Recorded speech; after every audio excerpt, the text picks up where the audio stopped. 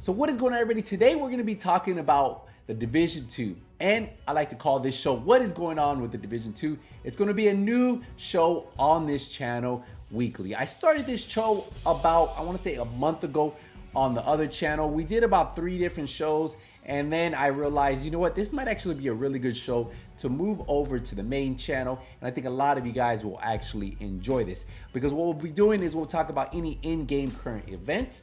We'll also talk about any major update patches that are currently being released, and if there's any major news that needs to be put out to you guys that has been put out slowly throughout the week, and if we haven't covered it, we'll have it in this show. So it's a great show for you guys to recap on what is currently going on with the division, and obviously if we get any division Heartland news, we'll also cover it here too. So hopefully this could be a weekly show. If not, we'll do it every other week.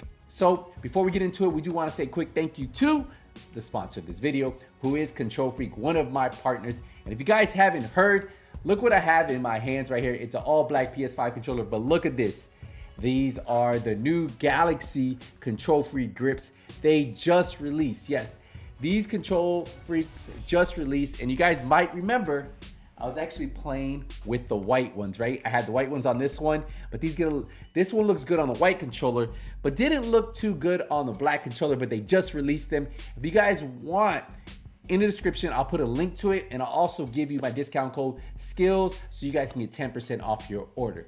So now that we got that out of the way, let's get into the news. So first things first, we have a new global event, the Guardians Global Event. So you guys will have 1 full week to actually complete this event. And remember, by completing this event, you guys get name caches, crafting gear caches, crafting weapon caches, season caches, optimization caches, you get an exotic cache, and if you completed this event already, you might even get 2 exotic caches and 2 name caches. If you haven't, you'll get an arm patch and you'll get a backpack trophy.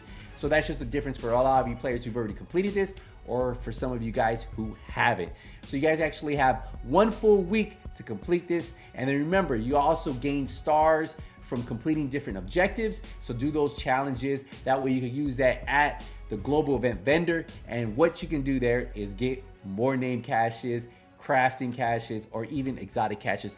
But there's a lot of really good items you can get just from playing this global event. So you have 1 full week to earn as many stars as you can, and then use those stars in the global event vendor. We also currently still have the apparel event going on. So if you guys haven't started that one, remember to get rocking and rolling, every 4 levels, Shade Watch levels, you guys will get 1 key, or you can buy the keys. There's multiple ways for you guys to get this, so whether you guys want to play, whether you want to buy, it's really up to you on how you want to complete this. Remember, they did add the new backpack apparel items that you guys get for completing the sets, so that is finally added in. So if you guys haven't noticed, that is actually a really cool feature. These are the first backpack apparel skins that we've had ever in the game. Yes, we've had the mods where you can make an Araldi bag look like a Hannah U bag, but we've never had a full apparel item backpack mod, and that's what we currently have. So that's actually a really cool feature that we should continue to see in the next few apparel events. But yeah, you guys have a little over 1 week to actually get this, and then you have a week after that to spend all of your points. Also remember, you guys have 1 more week to complete Daniel's League. So whatever points you weren't able to get on week 1, well, you guys can go and do week 2. If you guys notice, I haven't even completed it because I actually went on a mini vacation. So I still have to get a couple more so I can unlock the exotic cache and the backpack trophy. So I will be working on this. But the good thing about it is I can either do 2 of the missions and actually be done with this. And I actually completed, I believe, all the missions last time. So I'll just do the missions again and knock this one out pretty quick. So whatever points you guys weren't able to get, you can redo those same missions for 10 more points. And then you should be able to finish this league. You have 1 week to finish this. So hopefully you guys can knock it out and get those exotic caches and that backpack trophy. And a week from now, we will have the new target manhunt. If you haven't already completed the last manhunt, make sure you guys do that, because you get the 2nd key, and then obviously once you complete Lieutenant Chain, you will get the 3rd key, and then obviously you can turn that in for another Fade Loud cryptic message. So that will be starting in a week from now. So there's a lot for you guys to keep working on. Hopefully you guys are knocking all of that out. Next, let's dive over to the expertise and conflict compensation. A lot of players had concerns about this, and the Division 2 dev team came out and wanted to address the community. They said, we want to clarify and apologize for some potential confusion. We are not sending caches based on the expertise levels lost, but rather the loss of the item upgrades. If you haven't received your cache for item upgrades lost, please contact our support team. So this is something that I think a lot of players were misunderstanding. And the creative director Yannick did clarify a little bit more by saying, I want to clarify potential confusion. We do not send out caches based on expertise levels lost. If your expertise level rollback did not lead to a loss of item upgrades, you will not receive a cache. We are still investigating, but I want to make sure there's no misunderstanding. So what he means is, if you had an item that leveled up and you lost those levels, then you should receive a cache.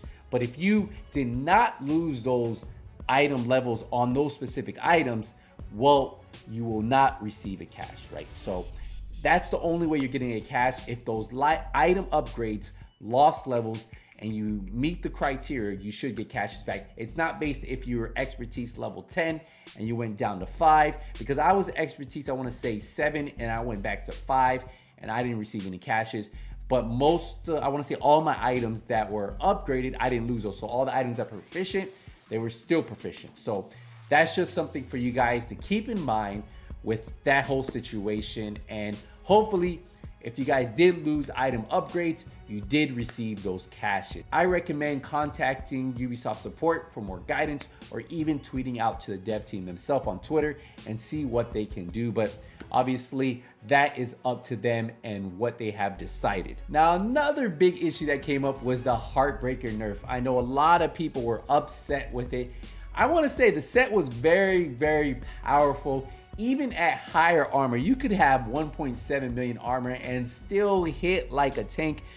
But obviously they did nerf that back a little, but the set is still one of the hardest hitting DPS sets. And if you want to, I want to say it might even be the hardest hitting DPS set in the game, even if you compare it to an all red build.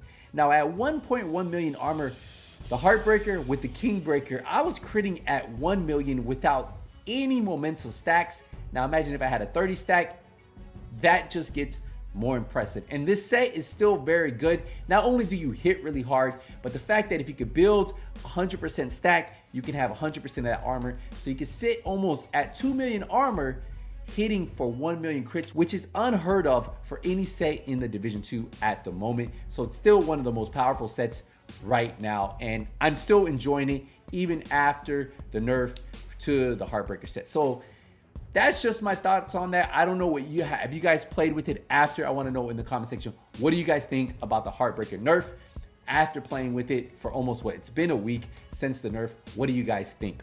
Now, another issue was the chill out mask.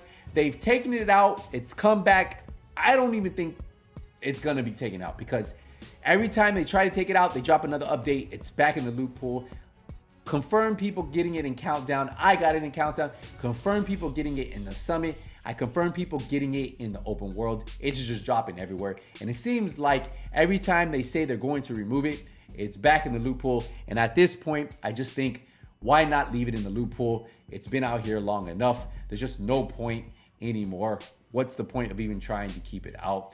Leave it in the game, let people play with it, and have fun with it. And another big concern is PC fixes. So it's been confirmed that PC fixes should be rolled out in Title Update 15.1. So if you're a PC player and still having multiple crashes, I recommend continue to give your feedback.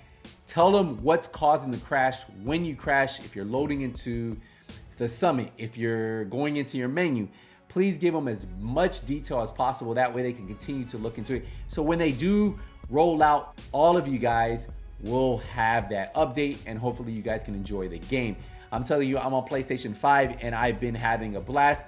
Hardly any deltas, maybe one in the last 2 weeks, and it was actually my internet connection that was pretty bad. I reset my modem and I was good to go. So just I hope everybody can enjoy the game the way a lot of people have been enjoying the game. And I feel for you PC guys, and I understand. And hopefully they can get that out sooner than later, because I know a lot of you guys are very frustrated with the crashes you guys are having on PC.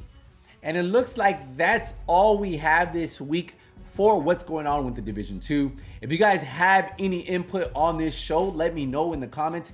And if you want me to talk about a specific topic in the next show, why don't you write it in the comments, let me know, and we'll try to bring it up if it hasn't already been addressed before the next show.